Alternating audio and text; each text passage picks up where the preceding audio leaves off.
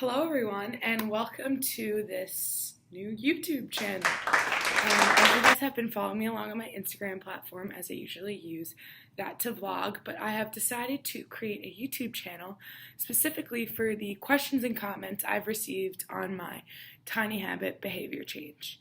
So, many of you know, as you all following me, I had the tiny habit behavior change of reducing my screen time to about 15 hours per week. This behavior change was sparked after tracking my screen time for about 2 weeks and realizing I spend a little too much time on this bad boy right here.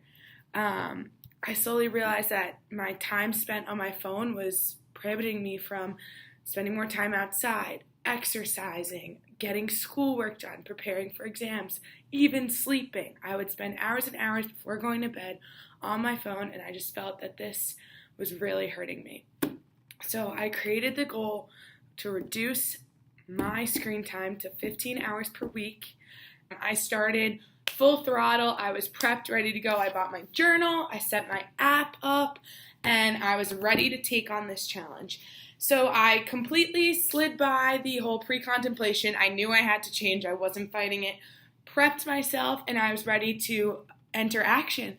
And I was in action for about a week and a half, and I was, trekking through, tracking my screen time, meeting my goals. I was not hitting the button that says, increase the screen time, go over your limit. I was not doing that for the first week and a half to 2 weeks. And then I did.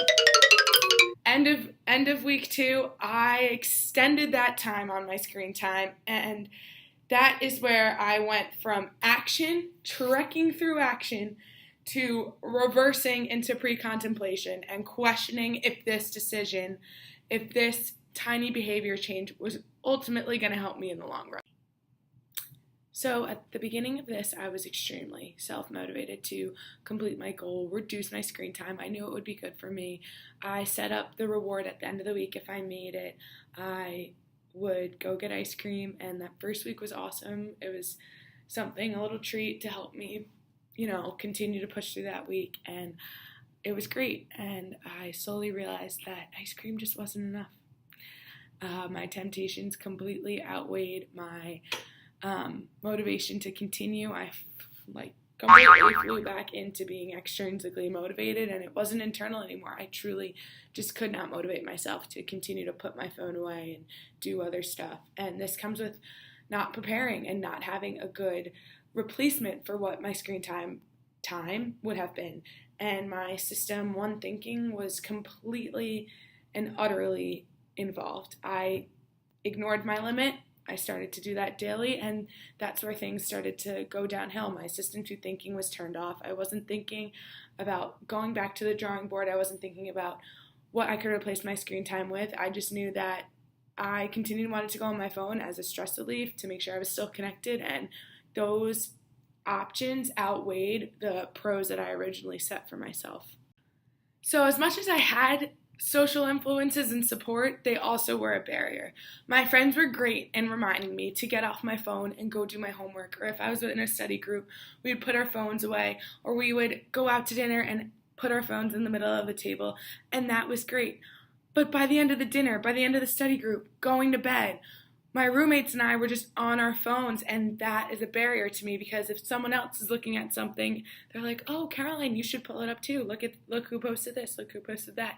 And in turn, I'm on my phone, and I'm breaking my tiny habits. So both supporting and a barrier, my friends really didn't play a crucial role in helping me meet my goal. Well, I fell into the false hope syndrome straight off the bat, and it really stunk. I was totally confident, high self-efficacy, knew that this was going to be awesome for me if I could get this going, and I really didn't think anything was stopping me. I see other people do it.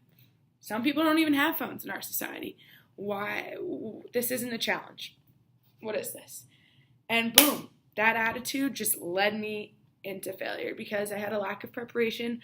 I didn't believe that barriers were going to get in my way. I thought I had the support that I did, and it led me into that spiral of continuing my screen time, ignoring my limit, and lack of preparation and honestly lack of motivation and a lack of replacing my screen time with something that truly took my mind off of it was ultimately why I fell into the false hope syndrome.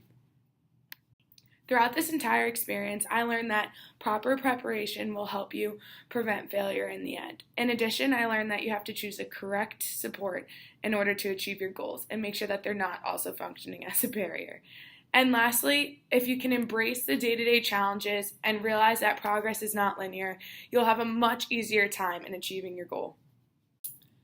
So my future with this behavior change habit is to try and reset everything and use my system 2 thinking a little more in the preparation and the planning, get my motivation back on track because I know that this habit will help me in the long run. Thank you for following me on my journey, and I hope you subscribe to my YouTube channel for more tips and tricks on changing your behavior.